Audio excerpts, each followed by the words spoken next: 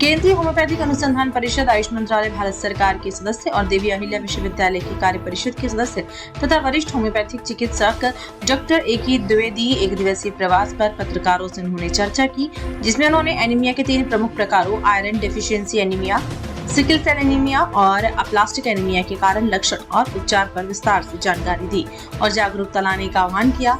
Iron की कमी से होने वाले एनीमिया से भारत की 57% महिलाएं पीड़ित हैं। डॉक्टर ए.के. द्विवेदी ने बताया कि शरीर में आयरन की कमी के कारण हीमोग्लोबिन निर्माण में बाधा उत्पन्न होती है। वहीं आयरन की कमी से होने वाले एनीमिया दुनिया भर में महिलाओं को प्रभावित करने वाली एक महत्वपूर्ण स्वास्थ्य समस्या है।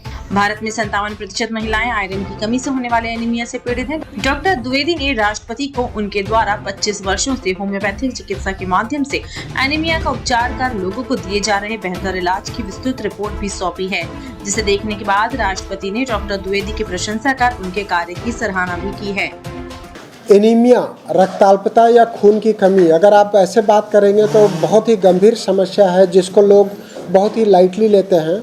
एनीमिया के प्रकार की अगर मैं बात करूं तो aplastic anaemia, thalassaemia, sickle cell disease या sickle cell anaemia, iron deficiency anaemia, haemolytic anaemia, anaemia के कई सारे प्रकार हैं जिसमें खून की कमी हो जाती है और लोगों को बार बार खून चढ़ाना पड़ता है। अगर मैं बात करूं अप्लास्टिक एनीमिया की, तो अप्लास्टिक एनीमिया बहुत ही गंभीर बीमारी है जो बोन मैरो की बीमारी है और उसमें क्या होता है, मरीज का हीमोग्लोबिन और प्लेटलेट्स दोनों कम हो जाता है और उसको बार बार प्लेटलेट्स और ब्लड लगाना पड़ता है। कई बार उनको ब्लड लगाने से शरीर में फेरेटिन का लेवल बढ़ जाता है और जिसके कारण उनकी परेशानी और विकट स्वरूप ले लेती है।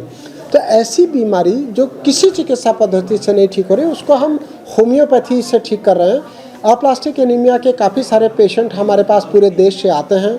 हम उनको होम्योपैथिक दवाई लगातार देते हैं 1.5-2 साल 3 साल और वो मरीज पूरी तरह से ठीक हो जाते हैं।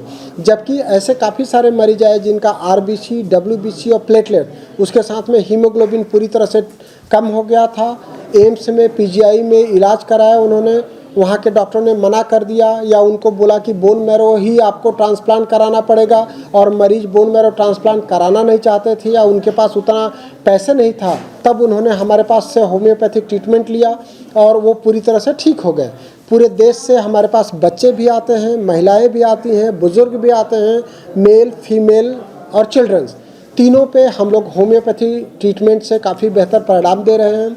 हम लोग जो होम्योपैथी की 50 मिलीस्मोल पोटेंसी इस्तेमाल करते हैं वो बहुत जल्दी असर दिखाती है और उससे बीमारी ठीक हो जाती है तो दोबारा नहीं होती है। ऐसे काफ़ी सारे मरीज हमारे ठीक हो चुके हैं जिनको दवाई बंद होने के बाद वापस परेशानी नहीं हुई। 8 से 10 साल हमारे कनेक्ट में भी है और उनका हम रेगुलर जांच भी कराते रहते हैं। उनका हीमोग्लोबिन और प्लेटलेट पूरी तरह से नॉर्मल है। मैं डॉक्टर ए.के. द्विवेदी, संचालक advanced homeo health centre and homeopathic medical research private limited, Geeta Bhawan road, Indore. आज भास्कर न्यूज के लिए राहुल सक्सेना की रिपोर्ट।